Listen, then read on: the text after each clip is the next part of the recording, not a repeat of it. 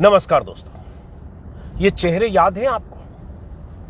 वो 11 चेहरे जिन्हें बीते साल 15 अगस्त को आजादी के अमृत महोत्सव के मौके पर गुजरात में गोधरा की जेल से रिहा कर दिया गया था। ये चेहरे जिनकी रिहाई के बाद जश्न मनाया गया था, उन्हें फूल माला पहनाया गया था, मुंह मीठा कराया गया था और पूरे गाजे बाजे के साथ जेल से उनकी रिहाई को प्रचारित प्रसारित किया गया था। ये चेहरे उन दरिंदों के चेहरे हैं जिन्होंने गुजरात में बिल्किस बानो के साथ दरिंदगी की, बिल्किस बानो के परिवार के सदस्यों की हत्या की, बिल्किस बानो की 3 साल की छोटी सी मासूम बच्ची को मार डाला और गर्भवती बिल्किस बानो के साथ उसकी मां और उसके परिवार की 3 महिलाओं के साथ बलात्कार किया,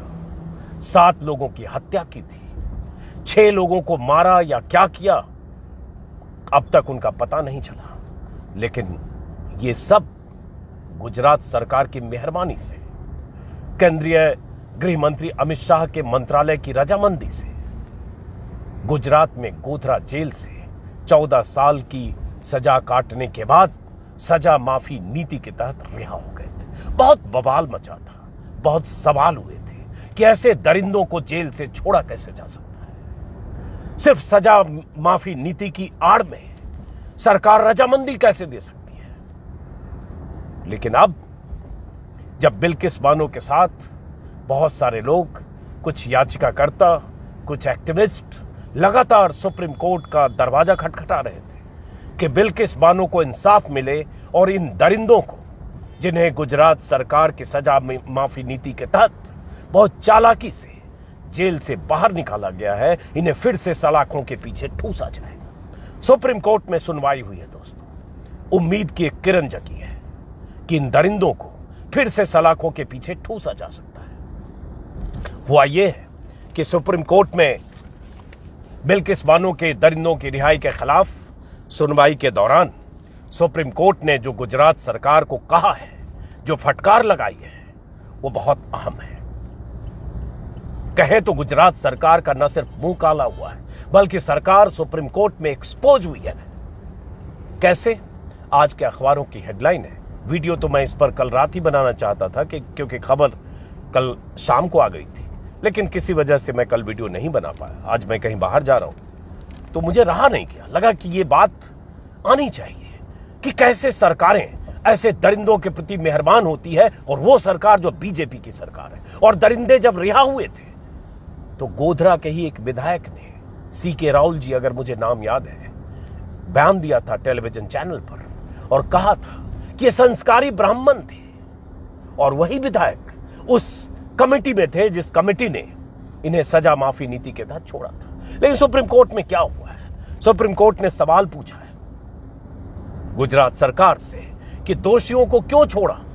आज बिल्किस है, कल हम और आप हो सकते हैं। सुप्रीम कोर्ट ने कहा है कि आप बिल्किस को छोड़ने की फाइल लेकर आइए। सुप्रीम कोर्ट ने यह कहा तो 27 मार्च को भी था कि आप बताइए कि किस आधार पर छोड़ा गया, लेकिन सरकार आनाकानी कर रही है। सुप्रीम कोर्ट ने कहा है कि आप 1 मई तक जवाब दीजिए।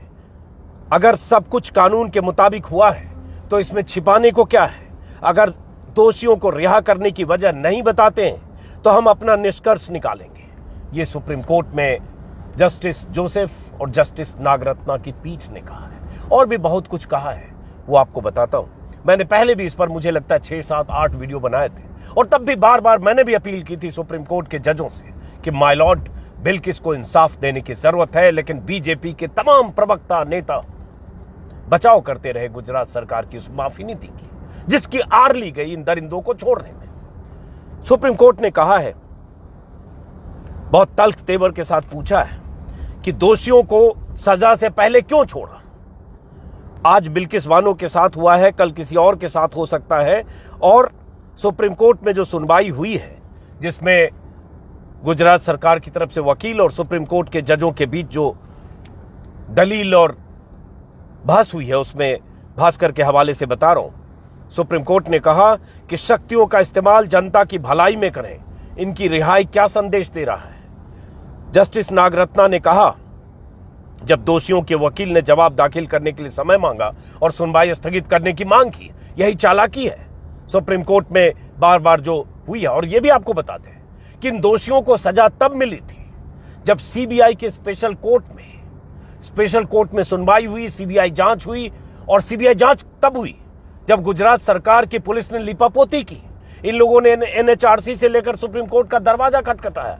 तब भी बहुत सारे एक्टिविस्ट शामिल हुए और तब सुप्रीम कोर्ट के आदेश पर सीबीआई जांच हुआ। सीबीआई कोर्ट से इन्हें उम्र कैद की सजा मिली। लेकिन 14 साल पूरा होने का ऐसा लग रहा था जैसे सरकार इंतजार कर रही थी।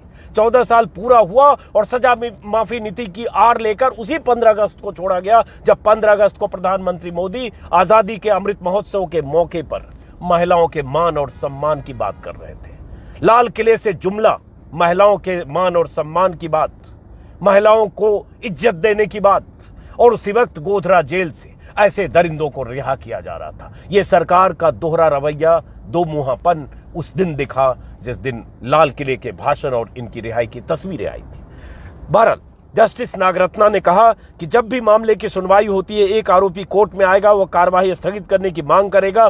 4 हफ्ते बाद एक और आरोपी ऐसा ही करेगा। यह दिसंबर तक चलेगा। हम आपकी रणनीति से अवगत हैं। गुजरात सरकार की ओर से जो वकील पेश हुए एसवी राजू, उन्होंने सुनवाई के लिए निश्चित तारीख तय की जा सकती है कहा। तो जस्टिस जोसेफ ने कहा, यह ऐसा मामला है जहां एक गर्भवती महिला के साथ गैंगरेप किया गया, उसके साथ रिश्तेदारों की हत्या की गई। जैसे सेब की तुलना संतरे से नहीं कर सकते, वैसे ही एक व्यक्ति की हत्या की तुलना सामूहिक हत्या से नहीं कर सकते। यह एक समुदाय और समाज के खिलाफ अपराध है।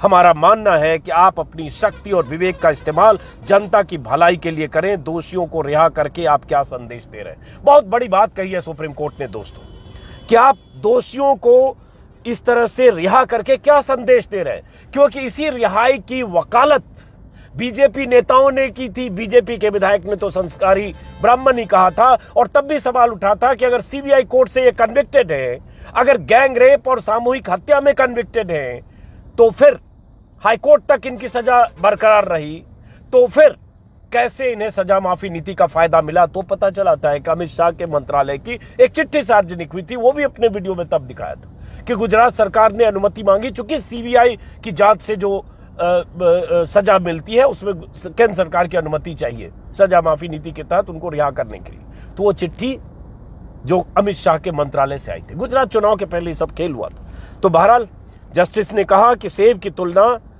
संतरा से नहीं कर सकते, और यह भी कहा, जब सिद्धार्थ लूथरा जो दोषियों के वकील है, उन्होंने कहा कि यह गंभीर अपराध है। मैं इसकी सराहना करता हूं आपने जो कहा, लेकिन ये लोग उस अपराध के लिए 15 साल तक हिरासत में रह चुके हैं। तो जस्टिस जोसेफ ने कहा, अच्छा आचरण होने पर दोषियों को छूट देने को अलग रखना चाहिए। इसके लिए ऊंचे पैमाने होने चाहिए, भले ही आपके पास शक्ति हो, पर उसकी वजह होनी चाहिए। और एक खास बात, एक तो ये इन लोगों को छोड़ा गया 14 साल पूरा होने के बाद।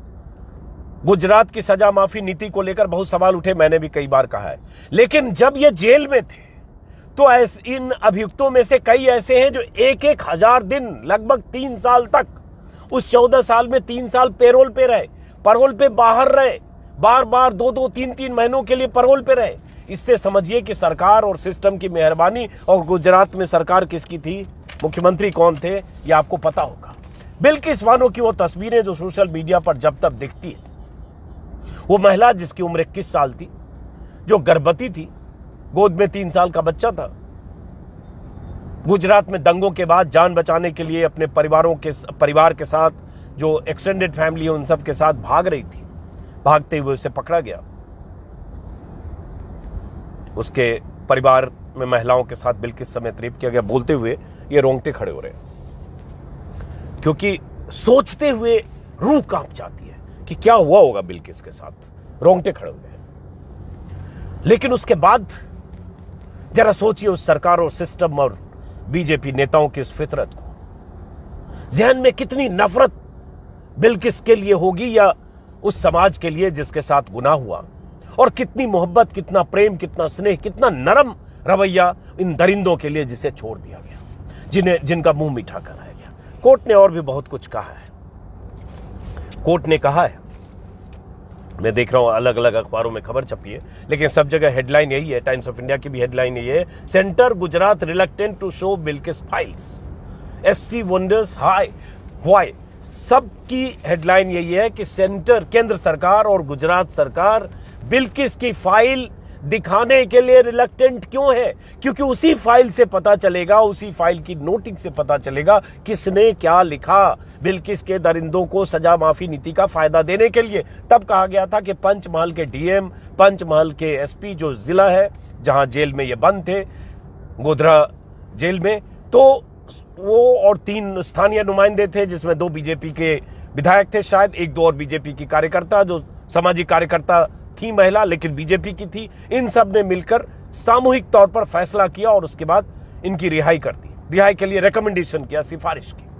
उसमें बहुमत ऐसे लोगों का था जो सरकार के थे, बीजेपी के थे। तो अब ये फाइल जब आएगी तब पता चलेगा कि किसने उस फाइल पर क्या नोटिंग की है, और उस फाइल के आने के बाद सरकार को एक्सपोज होने का खतरा है। इसलिए वो फाइल देने में आनाकानी कर रही है। सुप्रीम कोर्ट की 1 तारीख बीत गई और इसलिए सुप्रीम कोर्ट ने कहा कि फाइल लेकर आइए, नहीं तो हम अपना निष्कर्ष निकालने के लिए स्वतंत्र होंगे। पीठ ने कहा कि सिर्फ इसलिए कि केंद्र ने राज्य के फैसले से सहमति जताई है, इसका मायने यह नहीं है कि राज्य को अपना दिमाग लगाने की जरूरत नहीं है। जी, जैसा कि मैंने कहा कि अमित शाह के मंत्रालय ने सहमति जताई थी, इस पर भी ऐतराज किया है। सवाल है कि राज्य सरकार ने अपना दिमाग लगाया था क्या? राज्य ने किस सामग्री को निर्णय का आधार बनाया? न्यायिक आदेश के तहत दोषियों को जीवन भर जेल में रखने की जरूरत थी? कार्यकारी आदेश के आधार पर दोषियों को समय पूर्व रिहा किया गया। रिहा करने का सार्थक मानक होना चाहिए। यदि आप रिहाई का कारण नहीं बताते हैं तो हम अपना निष्कर्ष निकालेंगे। होता क्या है कि कई राज्यों में सजा माफी नीति है, जिसके तहत रिमिशन पॉलिसी बोलते हैं, जिसके तहत 14 साल से ज्यादा उम्र कैद की सजा के आरोपी का हो गया, अभियुक्त का, तो उन्हें उस अनुशंसा और पैनल के रिकमेंडेशन पर रिहा किया जा सकता है। अच्छे आचरण को देखते हुए, जेल में उनका आचार व्यवहार को देखते हुए किया जा सकता है। लेकिन कई राज्यों में उसके बाद कर दिया गया कि हीनियस क्राइम में, रेप, गैंगरेप, हत्या, ऐसे मामलों में सजा माफी नीति का फायदा उनको नहीं दिया जा सकता और उनको आखिर तक जेल में रहना होगा।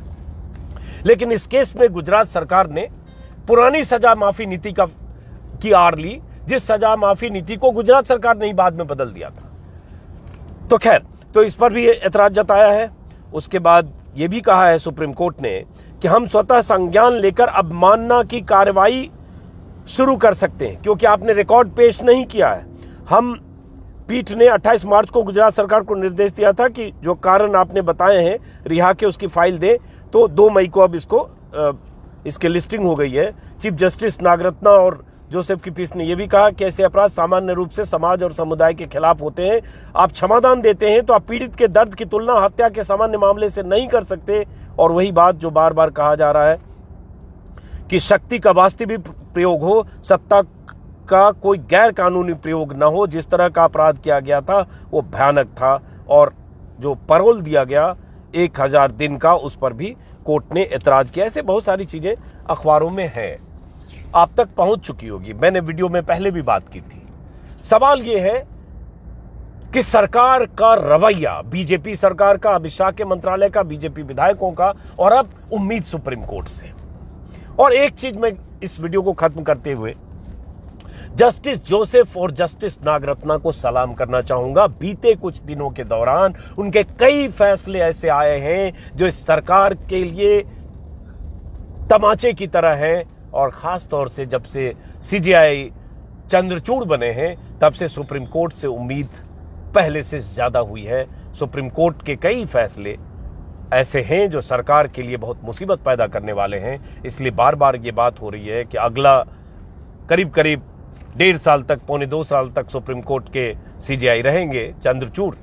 तो आने वाले समय सरकार के लिए बहुत मुसीबत भरे हो सकते हैं। लेकिन फिलहाल बिल्किस बानो और उसके परिवार को एक उम्मीद जगी होगी। उसका परिवार, उसका पति, जो लगातार इस रिहाई के फैसले के बाद टेलीविजन कैमरों के सामने आकर या मीडिया से बात करते हुए अपनी तकलीफ शेयर कर रहा था कि हम सोच नहीं सकते थे कि हमारे साथ ऐसी हरकत, ऐसी दरिंदगी करने वालों को छोड़ा जा सकता है। उनसे पूछा नहीं गया, उनसे बात नहीं की गई, जो पीड़ित हैं उनकी भावनाओं का ख्याल नहीं रखा गया। तो फिलहाल उम्मीद अब सुप्रीम कोर्ट से। देखते हैं कि सरकार 1 मई को या 1 मई तक अपने जवाब में क्या कहती है। वो बेशर्म सरकारें जिनकी नोटिंग की वजह से, जिनकी दरियादिली की वजह से इन दरिंदों की रिहाई हुई है। एक बार नाम बता दें इनका: जसवंत भाई, गोविंद भाई, राजू भाई, बाका भाई, राधेश्याम शाह, शैलेश भट्ट, प्रदीप मोडिया, विपिन चंद, केसर भाई, रमेश चंद्र, मितेश भट्ट। तो फिलहाल उम्मीद करते हैं सुप्रीम कोर्ट से कि बिल्किस को इंसाफ मिलेगा और ये दरिंदे एक बार फिर सलाखों के पीछे ठूसे जाएंगे। इस वीडियो को खत्म करते हैं। अगर आपने मेरे YouTube चैनल को सब्सक्राइब नहीं किया तो सब्सक्राइब करेंगे। कहीं जा रहा हूँ 1-2 दिन के लिए, जो भी मुमकिन होगा, अगर वहां भी कोई ऐसी खबर आएगी तो आप तक जरूर पहुंचाऊंगा। नमस्कार।